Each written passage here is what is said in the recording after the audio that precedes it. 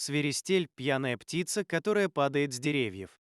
И это не шутка, миф первый. Свиристели напиваются специально. Почти правда. Они обожают забродившие ягоды рябины. Зимой ягоды подмораживаются, бродят, и свиристель нажирается до отруба.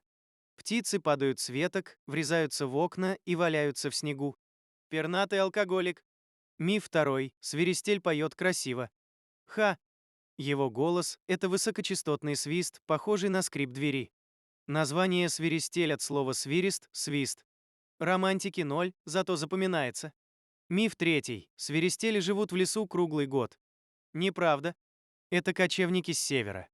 Зимой они массово налетают на города стаями до 1000 птиц, обжираются рябиной и улетают. Пернатые рейдеры. Видел ли ты пьяного свиристеля? Пиши «да» или «хочу увидеть», лайк за самую безбашенную птицу. Подписывайся на канал. Больше безумных фактов в плейлисте, все о птицах, там такое, что не поверишь.